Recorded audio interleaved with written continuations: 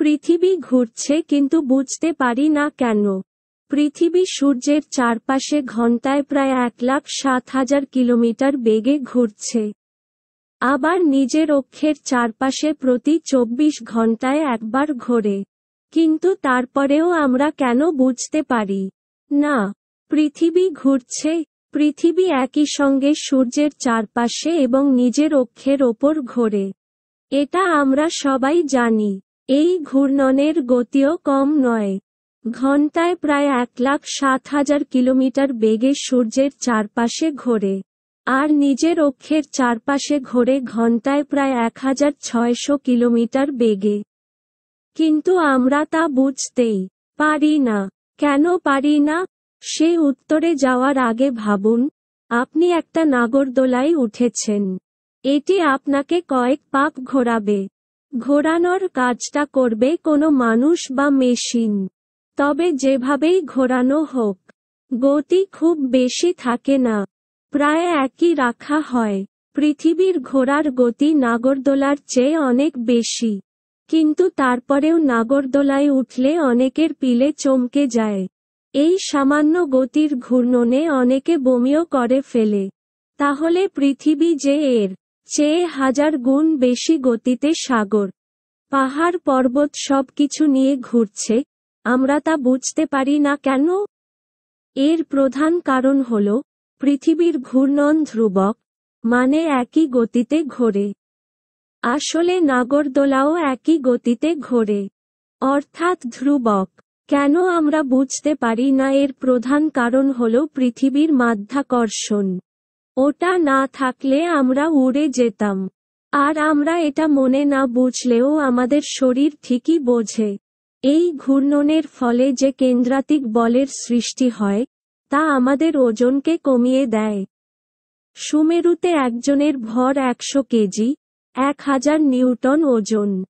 ঢাকা শহরে তার মনে হবে 200 গ্রাম ভর কমেছে, যদিও ভর অপরিবর্তিত থাকবে, এটা তার মনে হবে, অর্থাৎ ওজন কমবে 2 নিউটন। বিষয়টা আরও একটু স্পষ্ট করি। চলুন, কল্পনার জগৎ থেকে ঘুরে আসি। ধরুন, আপনি বাসে চড়ে বসলেন, সোজা রাস্তা দিয়ে এগিয়ে যাচ্ছেন। জ্যামের ঝামেলাও নেই।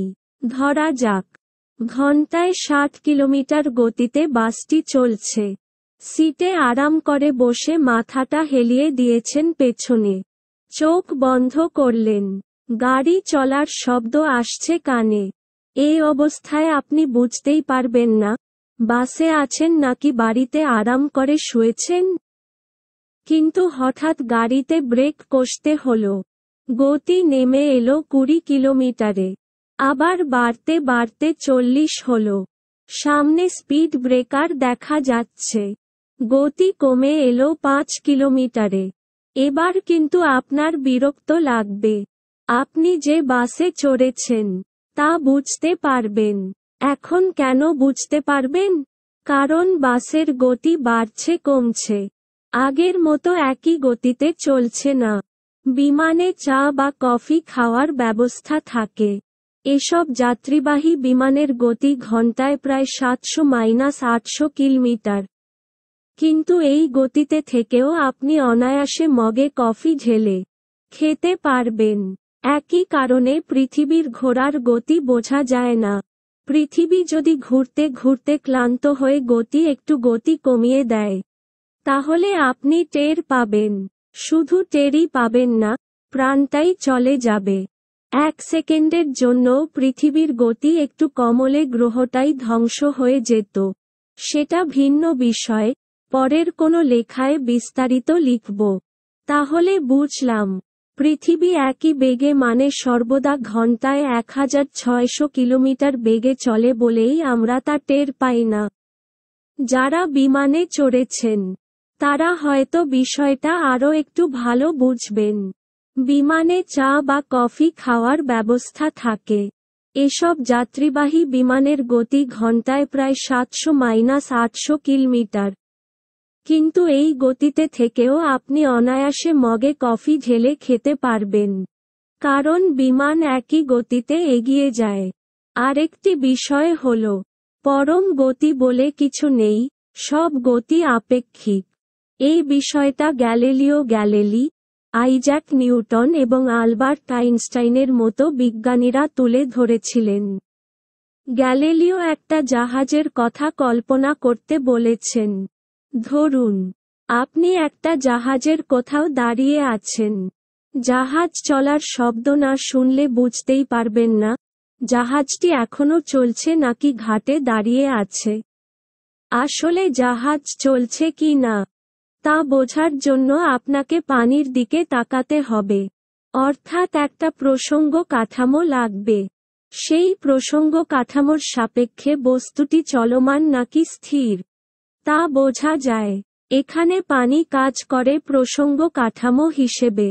আরও সহজ একটা উদাহরণ দেওয়া যায়। আপনি রাস্তার পাশে দাঁড়িয়ে আছেন, দেখলেন বন্ধু বাসে চড়ে যাচ্ছে। এক্ষেত্রে আপনি বন্ধুকে দেখছেন গতিশীল, কিন্তু আপনি নিজে স্থির। আবার আপনার বন্ধুও বাস থেকে আপনাকে পেছনের দিকে সরে যেতে দেখছে, কিন্তু সে নিজে স্থির। মানে আপনি যখন বন্ধুকে দেখছেন, তখন কার সাপেক্ষে বন্ধুকে গতিশীল দেখছেন? আপনার নিজের সাপেক্ষে। আপনি এখানে প্রসঙ্গ কাঠামো এবং স্থির। একই কথা আপনার বন্ধুর জন্যও খাটে। অর্থাৎ প্রসঙ্গ কাঠামো না থাকলে আপনি বন্ধুকে গতিশীল দেখতেন না।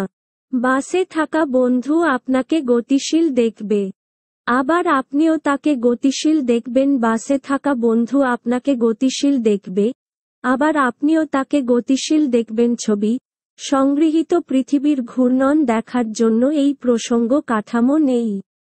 মানে পৃথিবী যে ঘুরছে, সেটা আপনি কার সাপেক্ষে দেখবেন? এটা দেখার জন্য কোনো স্থির বস্তু নেই। বিষয়টা আরও ভালোভাবে বোঝার জন্য আবার জাহাজের উদাহরণে ফেরা যাক।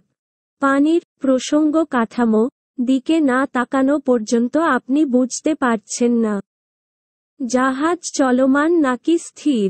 এই একই জাহাজে যদি আপনার বন্ধু থাকে, সেও পানির দিকে না তাকিয়ে শুধু আপনাকে দেখে বুঝতে পারবে না জাহাজটি চলছে কি না। এমনকি আপনি জাহাজে থাকা অন্যান্য বস্তুর দিকে তাকালেও বুঝবেন না। এটা বুঝতে হলে জাহাজের বাইরের কোনো বস্তুর দিকে তাকাতে হবে। লেখক, সম্পাদনা দলের সদস্য, বিজ্ঞান চিন্তা সূত্র, লাইফ সায়েন্স, আর্থ স্কাই ড।